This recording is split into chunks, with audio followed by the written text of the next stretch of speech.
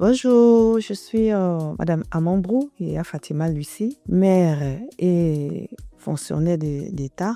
Je suis membre de l'association des mamans leaders dont je suis la PCO. Voilà, je suis ravie d'être avec vous aujourd'hui pour parler un peu de moi et de l'association des mamans leaders.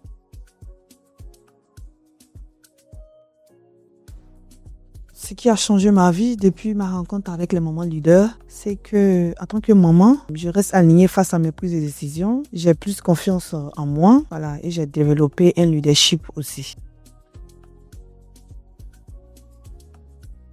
Bon, c'était l'organisation de l'anniversaire, du premier anniversaire des mamans leaders, dont j'ai été l'organisatrice. Je ne savais pas que j'avais ces capacités-là. C'est après cela que je suis devenue PCO de l'association des mamans leaders. J'ai découvert en moi un talent dans l'organisation. J'ai tendance à être timide. Cette timidité-là, je peux dire, bon, ça va, j'ai laissé un peu derrière moi. Le deuxième point, c'était lors d'une formation en ligne sur la communication et sur le leadership. À travers cette formation-là, j'ai appris sur le leadership et sur comment communiquer sur certaines émotions. Voilà. J'ai vu ma capacité à faire face au public, voilà, à ne pas rester caché. Souvent, j'ai des réponses, souvent j'ai la connaissance, mais par ma timidité, je n'arrivais pas à l'exprimer. Mais grâce à l'association des mamans leaders, voilà, j'ai appris beaucoup sur moi. Je m'exprime quand il faut. J'arrive aussi à accepter, voilà, certaines remarques positives. J'ai appris à faire la part des choses entre l'éducation qu'il faut donner aux enfants, à ne pas transmettre tout ce que j'ai endossé en tant que difficulté. J'ai fait la part des choses. Donc, je crois que l'association des mamans leaders a fait beaucoup sur moi. Le fait même que je m'exprime même devant une caméra aussi, même si je stresse un peu, mais avant, ça allait être vraiment difficile. Déjà, je trouve que c'est déjà bon.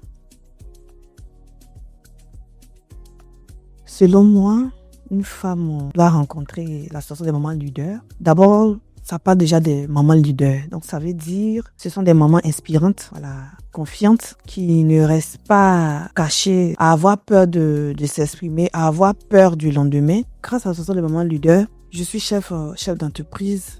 Nous sommes des mamans qui nous sommes mis ensemble pour créer un centre de valorisation des mamans leaders qui est à Faya. Voilà. Pourquoi une chose de motivation? Parce que tu te dis, nous dépensons la vingtaine.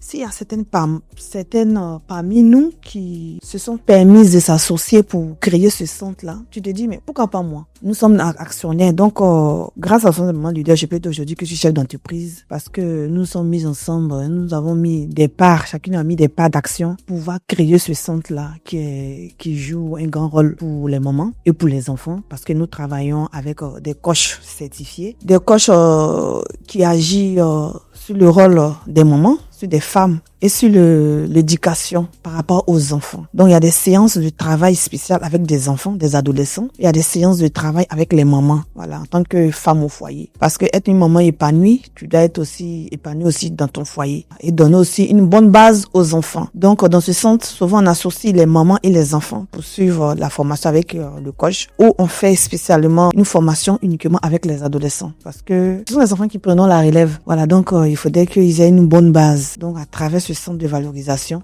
on crée plusieurs sources de motivation. Donc, les mamans gagneraient à venir à l'association des mamans leaders. Grâce à l'association des mamans leaders, on devient chef d'entreprise comme moi. Merci.